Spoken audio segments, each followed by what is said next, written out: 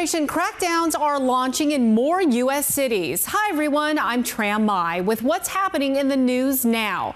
The Department of Homeland Security has started operations in New Orleans and Minnesota. In New Orleans, officials launched Operation Catahoula Crunch on Wednesday.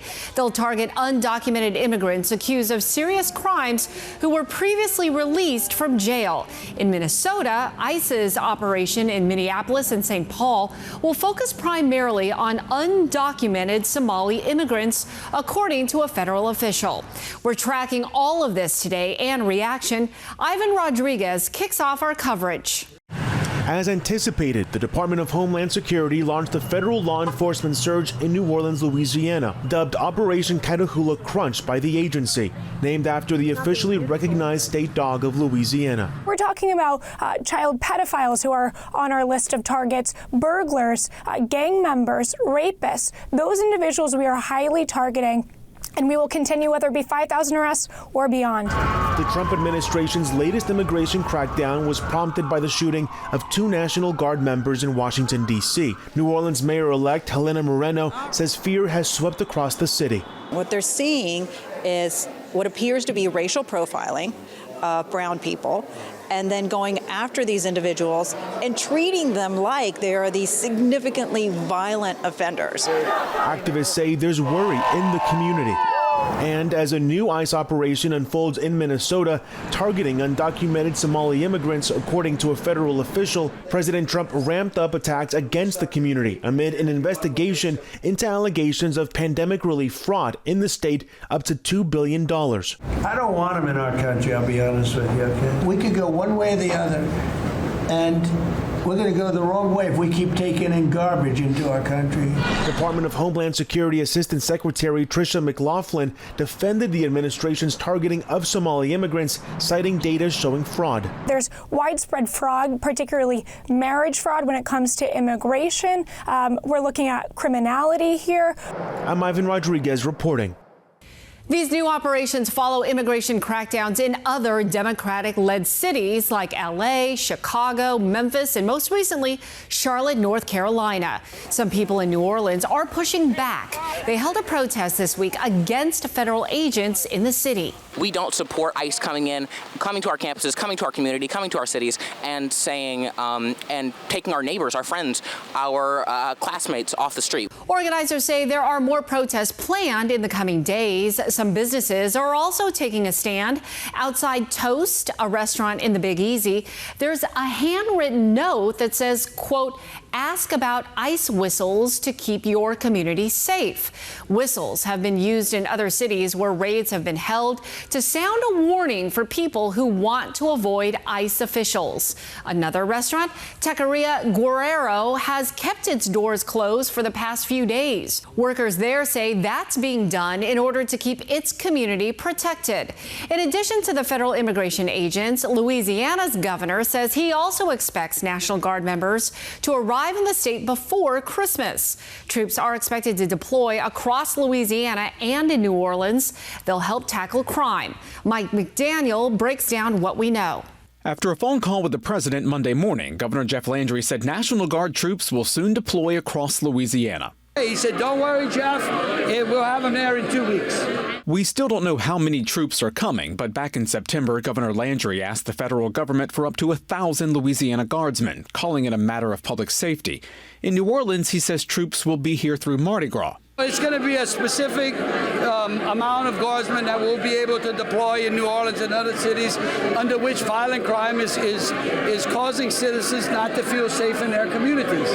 New Orleans Mayor-elect Helena Moreno, set to take office next month, says the city is already turning a corner on violent crime. The Metropolitan Crime Commission reports homicides, shootings, carjackings, and armed robberies have all dropped dramatically over the past 5 years. If we're really working on the same goal of going after the very most violent offenders in the city of New Orleans, the National Guard does not help us toward that. With troops already deployed in Washington, D.C., Los Angeles, Memphis, Chicago, and Portland, Senator Bill Cassidy says it's a federal commitment to safety. And what we have seen in some cities is that when the National Guard were out there, crime fell. And if you're in a neighborhood which has had a high crime rate, you're going to welcome uniforms no matter the color of that uniform. I think it sends the wrong message, period. Congressman Troy Carter says if the federal government wants to send resources, they should be financial to help hire local officers and buy new equipment. A city where people are walking with long rifles and militarized and unaware of the municipal laws, untrained in the area of de-escalation. That's certainly not what the city of New Orleans, and I dare say any city, needs. Governor Landry says simply having troops in place can deter criminals and give people a sense of safety. When you talk to people that come to visit the quarter, to enjoy the quarter in the downtown area, they appreciate the secure presence. A presence that'll soon be present. Mike McDaniel, WWL, Louisiana. In Minnesota, fear is sweeping through immigrant communities as ICE's operation is now underway. The Trump administration says they're targeting people here illegally, not based on race or ethnicity. But many Somalis feel differently given the president's recent comments in a cabinet meeting where he directly criticized Somalia and its people. Their country stinks, and we don't want them in our country. I think there's a lot of fear right now and a lot of confusion because it has been said multiple times that a lot of us are United States citizens. So the elders in our community are confused and they're scared for their children, and they just want some type of hope and understanding of the situation. Minnesota is home to the country's largest Somali population. The Council on American Islamic Relations estimates that the vast majority of the 80,000 Somali immigrants in the state are either citizens or have a pathway to citizenship. It puts the number of undocumented residents somewhere in the hundreds. Jennifer Hoff is in Minneapolis with more reaction from city leaders and community members. In Minneapolis, off West Lake, is what was the first Somali mall ever in a city, home to the country's now largest community. So I was about 5, 6. Including Zakaria Abukar, escaping civil war there, settling here in 1995. It wasn't just the S-hole. We were the pearl of Africa once upon a time. And when we don't have that historical context, ignorance on fire. The now tech entrepreneur joining Mayor Jacob Fry, alerting other Somali residents after senior law enforcement told NBC News ICE is planning an operation in the Twin Cities this week. Fry calling it a targeted attack and that as many as 100 agents will be deployed. To our Somali community, we love you and we stand with you. President Trump has since accused Somalians of ripping off Minnesota. Dozens of people have been convicted in what's now the largest pandemic-related scheme ever and are mostly of East African descent. Republican Senator Jordan Rasmussen defending any enforcement efforts. The focus is on those who are breaking the law, whether it is people who are defrauding our human services programs or people who are coming and staying in this country illegally. Some 80,000 Somalians now reside here. Data shows about half are foreign-born. Many of us have gone through the legal channels. Abukar hoping to keep bringing people together so his community isn't torn apart. We need to open up our minds. We need to open up our homes. We need to open up our churches, our mosques to each other. Minnesota Attorney General Keith Ellison said it's possible the state has the legal authority to challenge ICE, specifically targeting an immigrant group. Mayor Fry, by the way, and the Minneapolis police chief reiterated at that press conference that they will not be collaborating with federal authorities. The Trump administration is now pausing immigration applications for people from 19 countries, including Somalia. That's according to a new policy memo from U.S. Citizenship and Immigration Services. The countries were already facing travel restrictions under a presidential proclamation back in June. On the list, Afghanistan, Iran, Venezuela, and Cuba. The memo also puts a hold on all asylum applications, regardless of nationality. The administration's move comes just days after a National Guard member was killed and another critically wounded in a shooting in D.C. The suspect is an Afghan national who was in the U.S. with asylum status. Coming up, a Texas man is facing deportation after voluntarily going to an asylum interview.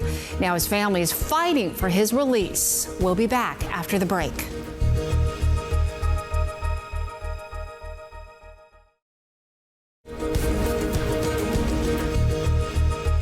Welcome back. We're getting new details on Customs and Border Protection's recent operation in Charlotte, North Carolina.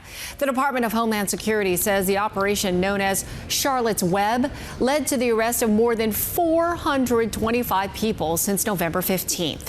We don't know if any of them were released or their charges. The department says the operation is still ongoing and they'll continue to target dangerous criminals. Our station in Charlotte reports it hasn't heard or seen any federal activity like what was seen at the beginning.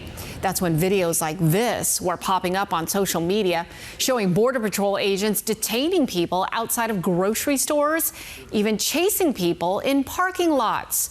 The family of a Houston man is fighting for his release after they say he walked into his asylum interview and never walked out. ICE detained him on the spot, even though he's married to a U.S. citizen and has no criminal history.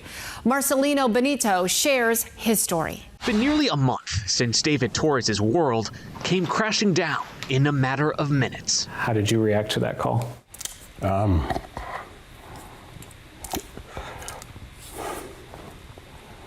I was pretty shocked too. Jorge, his husband of 8 years, showed up for his scheduled asylum interview at this USCIS office November 4th. Right after he's sworn in, right alongside his attorney, ICE knocks on the door and comes in and arrests him. They're both stunned, shocked. It's definitely a trap. Jorge's attorney, Patrick Pettibon, told us the arrest makes zero sense. He was employed? Yes. No criminal history? Correct. Doing the right thing?